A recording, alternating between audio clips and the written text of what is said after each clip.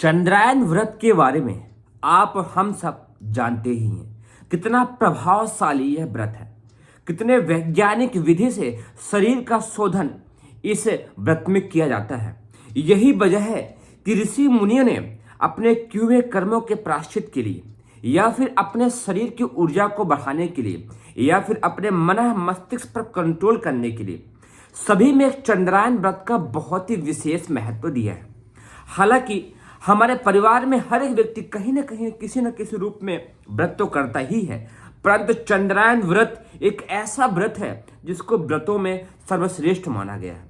क्यों, क्या है इसके पीछे का रहस्य, कैसे करते हैं, हम इस विषय पर बहुत ही गहरी बात करने वाले हैं। इस किताब का नाम है प्रसुप्त से जागृति की ओर। बहुत ही शानदार किताब है, इसको आप खरीद सकते हैं।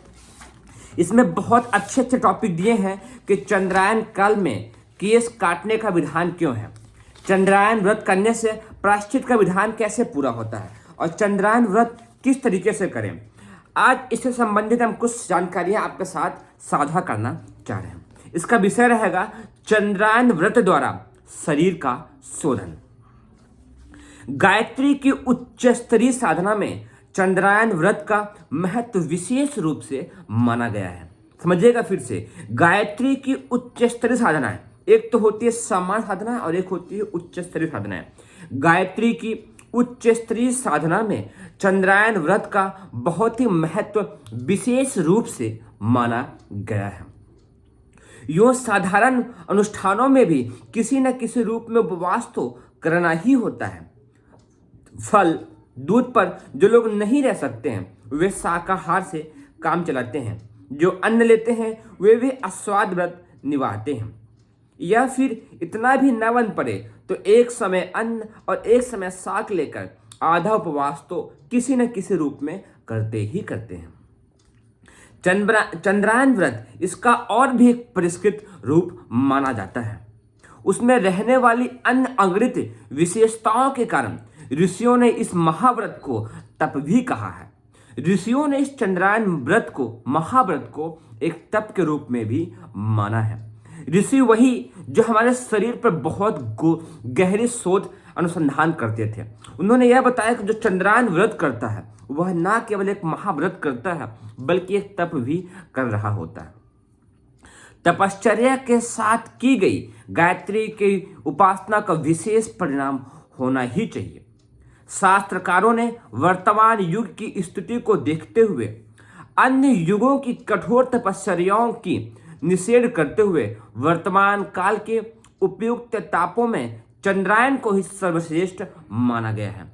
आज की परिस्थिति के अनुरूप यदि आप तप करना चाहते हैं, अपने आप को प्रखर, ओजस्वी, तेजस्वी बनाना चाहते हैं, अपने शरीर की शक्तियों को जागृत करना चाहते हैं और मानव से महामानव, देव मानव बनना चाहते हैं, तो चंद्रायन व्रत सबसे श्रेष्ठ व्रत माना गया है। शरीर शोधन की दृष्टि से भी चंद्रायन व्रत एक बहुत ही प्रखर वैज्ञानिक पद्धति है। प्राकृतिक चिकित्सा विज्ञान के प्रमुख सिद्धांतों का उसमें भली प्रकार समावेश हो गया है। चिकित्सा पद्धतियों में सबसे निर्दोष और रोगों की जड़ को काट डालने वाली प्राकृतिक चिकित्सा ही है। प्राकृतिक चिकित्सा में वह शक्ति और सामर्थ्य है जो आपके गहरे से गहरे किए हुए कर्मों को, आपकी गलतियों को पूर्ण रूप में काटने की शक्ति और सामर्थ्य रखता है। उस पद्धति में उपवास और एनीमा यह दो बहुत ही प्रधान आधार सदैव से रहे हैं। उपवास न केवल पाचन यंत्रों को विश्राम मिलने से उन्हें पुनः नव जीवन प्राप्त करके तत्परता पूर्वक अपने काम करने की क्षमता उपलब्ध कराने का अवसर मिलता है। जैसे आप जब उपवास कर रहे होते हैं उस समय आप जो पानी पीते हैं और पेट को आराम देते हैं तो पाचन संस्थानों को भरपूर मात्रा में विश्राम मिलने से उनकी पाचन शक्ति बढ़ती है। आंतों की, लीवर की, आमाशय की और पूरे संस्थानों के अंदर एक अलग ही ऊर्जा, उत्साह बढ़ती है। जिस तरीके से नौकरी के 6 दिन करने के पश्चात आपको 7वें दिन विश्राम मिलता है तो 6 दिन की फिर से पाचन शक्ति बढ़ जाती है। उसी तरीके से वो उपवास काल सप्ताह में 1 दिन का अवश्य ही करना चाहिए। उससे होता क्या है कि 1 दिन का क्या उपवास आपको 6 दिन तक पाचन शक्ति को मजबूत बना के रखता है। यहाँ पर उपवास का नियम दिया हुआ था, आप दिन भर पानी पी के रह सकते हैं। आपसे वो नहीं हो पा रहा तो आप फल या दूध या फल या मट्ठा लेकर भी रह सकते हैं।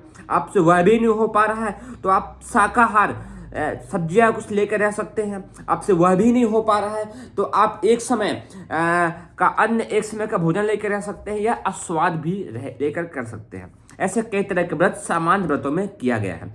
हम बात करते हैं चंद्रायन की बात में। पेट में भरी हुई अम्लता, सड़न, दूषित वायु एवं विषाक्तता ही शरीर के विभिन्न अंगों में दिखने वाली अंगृत रोगों की एक और एक मात्र कारण है। आपका पेट का खराब होना, भोजन का सही नहीं पचना ही एक और एक मात्र कारण है जो आपके शरीर में कई तरह के रोगों के रूप में दिखता है। प्राकृतिक चिकित्सा में पेट की सफाई करके उसे निर्मल बनाने और उपवास द्वारा विश्राम देकर उसे पुनः सशक्त बनाने का जो प्रयत्न किया जाता है उसमें निसंदेह अनेक नए पुराने रोगों की निवृत्ति में जादू की तरह लाभ होता देखा जाता है। हम में से सामान्य व्यक्ति समझ ही नहीं पाते हैं कि उनको विश्राम या शरीर स्वस्थ कैसे मिल गया, लेकिन एक सामान्य प्रक्रिया उपवास की आपके पूरे शरीर को विश्राम देकर पूरे शरीर को स्वस्थ और निरोगी बना देती है। योग, कटी स्नान, मिट्टी की पट्टी, सूर्य स्नान, ये सब मैं आपको बता रहा हूं कि उपाय स्वस्थ रखने वाले। सूर्य का स्नान, मालिश आदि उपचार भी प्राकृतिक चिकित्सा में भी काम आते हैं, पर उनका सबका लाभ उपयुक्त 2 प्रधान प्रयोगों की तुलना में नाम मात्र का ही होता है। कि जो उतना आपको लाभ देखने को मिलेगा उपवास काल में उसमें भी मिलता है, लेकिन सर्वश्रेष्ठ लाभ उसी से देखने को मिलता है। उपवास हर व्यक्ति से एक जैसा नहीं कराया जा सकता है। अब समझिएगा उपवास कैसे करना है। उपवास हर व्यक्ति से एक जैसे नियम से नहीं कराया जा सकता है। उसके शारीरिक और मानसिक स्थिति को ध्यान में रखकर यह निर्णय करना पड़ता है उपवास कितने दिन का और किस प्रकार का कराया जाना चाहिए। सभी रोगियों को एक लाठी से नहीं हाँका जा सकता। यदि एक निर्णय में गलती हो तो उसका उल्टा प्रभाव भी हो सकता है। कई बार लंबे उपवास यदि अवैज्ञानिक विधि से किए जाए तो पेट में पड़ा हुआ मल गांठें बनकर आंतों में अटक जाता है और मनुष्य के लिए एक नया संकट उत्पन्न कर देता है। यदि आपको समझदारी नहीं है और उपवास तो आप कर रहे हैं और मनमाने ढंग से कर रहे हैं और लंबे समय तक आपने कर दिया तो पेट में पड़ा हुआ मल गांठों के रूप में टाइट होकर के शरीर के आंतों में फंस जाता है और पथरी और कई और बड़े संकट उत्पन्न करने की क्षमता भी रखता है। रूढ़वादी लोग बिना पानी पिए उपवास करते हैं, उससे अपने स्वास्थ्य के लिए और भी खतरा उत्पन्न कर लेते हैं। मतलब उपवास के दिन तो आपको भरपूर मात्रा में पानी पीना ही चाहिए, बिना प्यास का पानी पीना चाहिए, तभी आपके शरीर की सफाई होती है।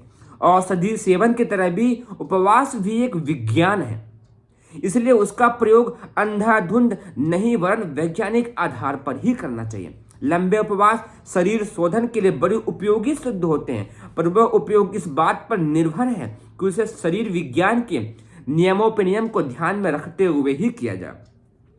जैसे एक समान नियम दिया गया, उपवास तो आप लंबे समय का, 1 दिन का, 2 दिन का, 1 हफ्ते का, 10 दिन का कर रहे हैं, पर आप पानी समय से नहीं पी रहे। एक छोटे से भूल आपकी पेट को बहुत अधिक खराब कर सकती है और एक विराट संकट उत्पन्न कर सकता है, इसीलिए बहुत सोच समझकर करना चाहिए। अगला पड़ाव देखिए, चंद्रायन व्रत एक ऐसा वैज्ञानिक पद्धति से किया गया व्रत है जिसमें उपवास संबंधी सभी नियमों और सावधानियों का भली प्रकार ध्यान रखा गया है। धीरे धीरे भोजन की मात्रा घटाने और धीरे धीरे बढ़ाने से स्वास्थ्य को झटका नहीं लगता है और किसी खतरे की भी संभावना नहीं रहती है। चंद्रायन व्रत में भोजन को धीरे धीरे कम करते हैं और धीमे धीमे बढ़ाते हैं, तो उससे अनावश्यक शरीर में दबाव नहीं पड़ता है। फिर भी अमावस्या से 4-5 दिन पहले और पीछे करीब 10 दिन की अवधि ऐसी होती है जिसमें आहार बहुत स्वल्प रहता है। चंद्रायन व्रत में बीच में समय कुछ ऐसे आते हैं जब अमावस्या से 4-5 दिन पहले और करीबन 10 दिन की अवधि ऐसी होती है जिसमें आहार बहुत कम हो जाता है, क्योंकि हम आहार निरंतर कम करते हैं। उस अवधि में उल्टी, अनिद्रा, दाह, पेशाब पीला होना, पेट में जलन, आंखों के आगे अंधेरा, शरीर में कफ जैसे उपद्रव खड़े होने लगते हैं। उस स्थिति में दुराग्रह से काम लेना उचित नहीं होगा कि जबरदस्ती उसी कार्य में आप लगे रहिए। वरन उस स्थिति में फलों का रस आप भरपूर मात्रा में ले सकते हैं, सब्जियों का रस आप ले सकते हैं, दूध भी भरपूर मात्रा में ले सकते हैं, छाछ भरपूर मात्रा में ले सकते हैं, और जल तो लेना ही लेना चाहिए। अतिरिक्त व्यवस्था कर देना उचित पर्याप्त मात्रा में अनिवार्य होता है, क्योंकि आपके अंदर वो एक समस्या उत्पन्न लेकर के है, उससे पहले आप ये समाधान कर दीजिए। अन्य दिनों में भी आहार घटाने के साथ साथ इन वस्तुओं के प्रभाव मतलब फलों का रस, सब्जियों का रस, दूध, छाछ, मत्स्या, लौकी का जूस जैसे चीजों का भरपूर मात्रा में लेने से स्वास्थ्य पर दुष्प्रभाव नहीं पड़ता है। शास्त्रों में चंद्रायन व्रत के समय एनीमा देने का विधान भले ही ना हो, पर आज के दुर्बल स्वास्थ्यों को देखते हुए उसकी भी अनिवार्य आवश्यकता है। आहार घटने पर पेट में दबाव कम रह जाता है और टट्टी उतरने में अड़चन पड़ती है। ऐसी दशा में 20 के 10 दिनों में एक दिन छोड़कर एक नित्य प्रति एनीमा का प्रयोग करना ही करना चाहिए, जिससे आपका पेट साफ हो सकता है।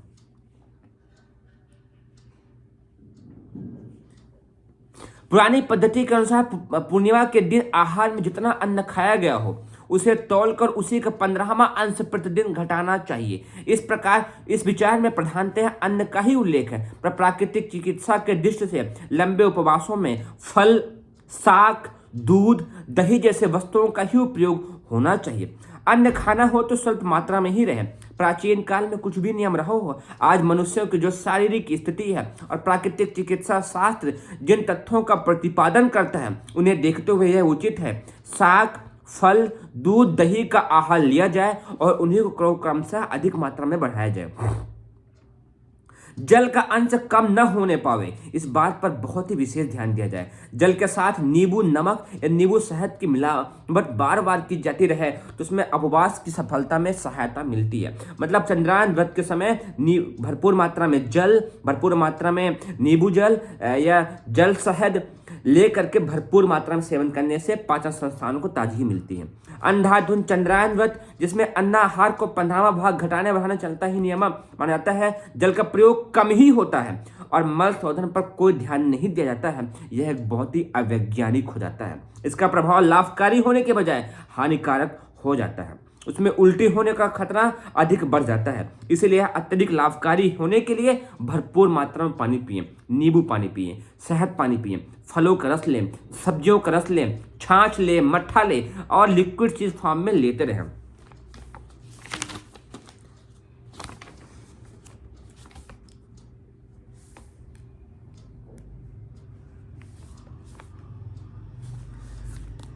इस महाव्रत के साथ साथ व्रत करने वाले के शारीरिक कष्टों को देखते हुए कटी स्नान, मेह स्नान, मालिश, मिट्टी का उपचार, सूर्य किरणों का प्रयोग आदि अन्य विधानों की भी काम में लाया जाना चाहिए। जहां आवश्यकता हो निर्दोष जड़ी बूटियों का भी सेवन कराया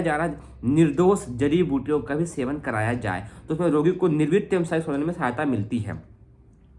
चंद्रायन बस साधारण व्रत उपवास न रहकर शरीर शोधन के एक प्रभावशाली माध्यम भी बन जाता है। आहार घटने बढ़ने के क्रम में दूध कल्प, छाछ कल्प, फल कल्प, साग कल्प आदि विभिन्न प्रकार के कल्प भी कराए जा सकते हैं। उसमें चंद्रायन व्रत सोने में सुगंध जैसा बन जाता है। ऐसा हमने अपने इस 3 वर्षों के अनुभव से सुनिश्चित निष्कर्ष निकाला है।